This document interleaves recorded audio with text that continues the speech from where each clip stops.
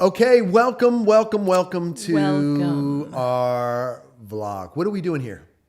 We are Yes. talking. Yes. Okay. No. What is the title of this vlog? Do you know? FML. What does FML mean? Family, ministry, leadership. Come on, that's what we're coming going to at be ya. talking about. Yes. And so this is my wife, LeeAnn. I am Mark. We are the Rampulas. We are pastors of a church called Southview Church. We've been pastoring that church from the ground up for how many years? 10 years. 10 years. And we've been married for how long? Will be 20 years in April. 20. Come on, 20 years in April. We're doing it. We're doing it. And how many kids do we have? You have one in your arms right now. Yes, one attached to me at the moment. Right. We have 8 kids. 8 kids. 1 boy. Jesus. 7 girls. 7 girls. Amazing. And I came from a family. I only have 1 brother. She has 2 sisters. So this is all new territory for us. And we have a baby here with us because she's still little and Just attached right now. you can't ever let go of your babies. You're like Psycho Mom. Is that why? Whatever. She won't take a bottle if you won't take must a bottle. know. Okay, I'm well- working on it. The struggle. Yes, but we have coffee here from Legacy Coffee. Shout out to Shout out. Josh. Go get a Legacy Amazing. coffee. Spring Hill, best coffee in the world. Anyway, today we want to kind of kick off this FML podcast with kind of touching into the whole family aspect of our lives. We never, ever, when we got together, talked about having a large family. Never. Right.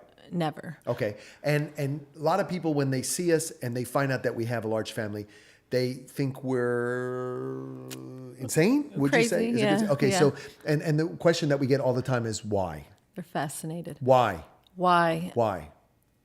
Because of God. That's Oh, why. it's not tax reasons. They Deductions. don't give us enough money. No. You can never get enough tax deductions in the world to pay for the food, the clothing, and the airspace that kids take. But That's true. we are absolutely blessed to have 8 kids. We love our children.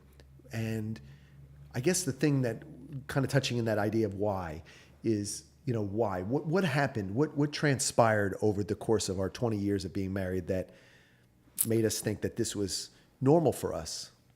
It was just kind of an act of obedience. Right. Obedience is good. Yeah, Yep. we had our ideal was 3 children, I think, and 4 was pushing the envelope. Crazy.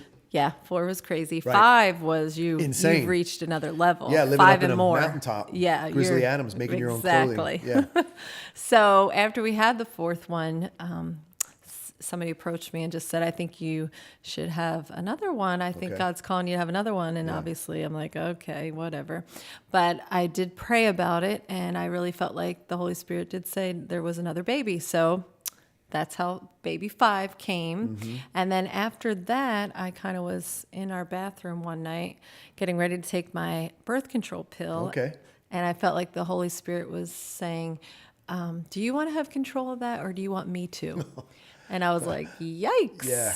Okay. Thanks, Holy Spirit. Exactly. Wow. What a condemning So, word. yeah. So obviously I did what anybody would do, and I popped the pill in my mouth and went to bed. Right. Because I can't be hearing that.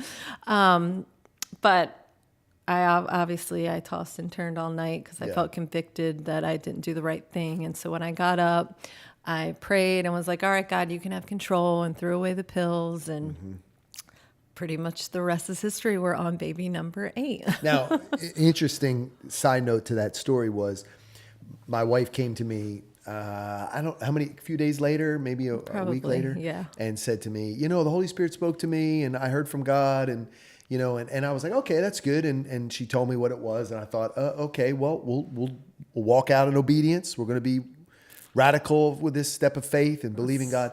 And I said, well, okay, when do you want to start this? And she said to me, oh, no, I threw away our pills a few days ago. And I said, oh, okay, thank you for consulting me. Details. Yeah, and so here we are today with 8 kids, and we're blessed. One of the things that people ask quite a bit is, how do you do it, right? Don't they ask you that? I'm always asked that. Yeah, they always think like, how do you do it? Like almost like we have some kind of magic answer. Right. But what would you say in a nutshell is how we do it? Because it's hard to really explain that. It is hard in to a few minutes. explain. I think, obviously, I rely on the Holy Spirit for everything, and He's the one that gets me through. What does that mean? Because there's people that are saying, who's this Holy Spirit dude that you keep talking about?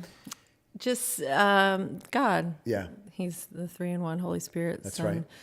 So he speaks to So us. he speaks to me and he Yeah. gives me peace Good. when I need it. He gives me wisdom when I need it. So I rely on that to get me through. Yeah. And I also know that he's called us to do this. Right, I've that's heard good. him speak to me. So I know this is what he's called me to do. Yes. And so I know that when I'm in the will of God, there's a grace over it. So Grace, yep. there's definitely grace upon me, upon you to Yeah. do this because that's what he's called us to do. So it doesn't necessarily make it easier, but it makes it doable. That's interesting. The word grace, just knowing that everybody has a certain grace for something. Exactly. Like there's some people that are called to dig ditches. Do people get called to dig ditches?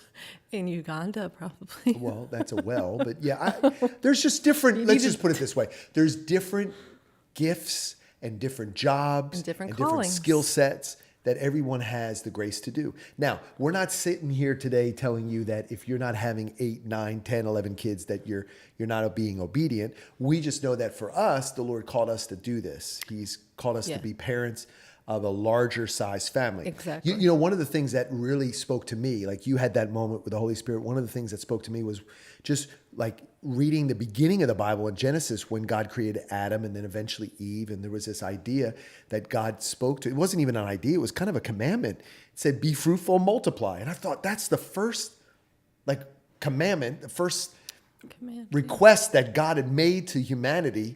Yet we always decide how many kids we're going to have, when we're going to have them, and we want to determine all those things instead of really asking the Lord, what is your plan for us? And I think that's been the key for us, has been that the Bible is a handbook. Wouldn't you right. say the Bible's a handbook for everything?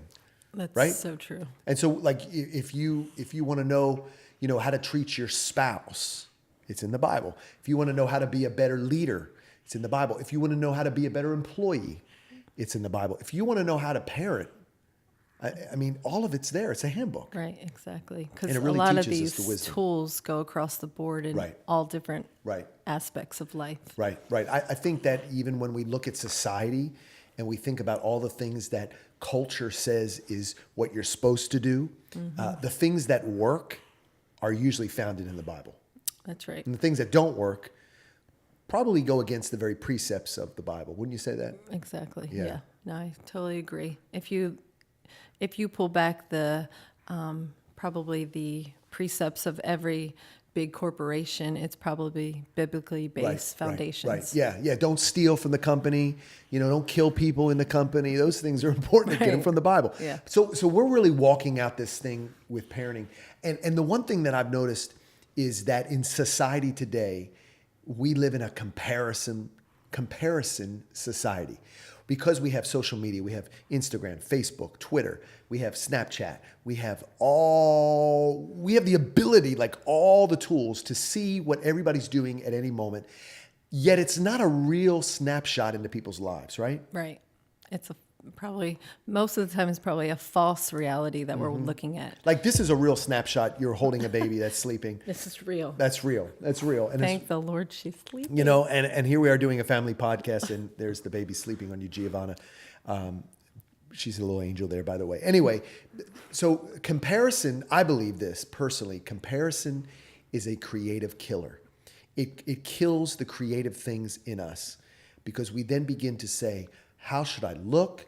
How should I talk? How should I lead? How should I deal with my wife, my husband? How do I raise my kids? And we go to social media. We go to other people's examples of how to do that. And what I found in leading our children is they want to see that we're living this out with authenticity.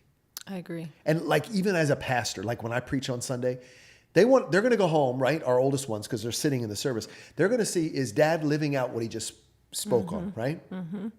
I think that though goes across the board because now in a social media generation, you Right. know, you could be posting something on Instagram about how great your marriage is, but then your children see, well, that's not what it's like at home. Right. What you're Right. posting. So Right.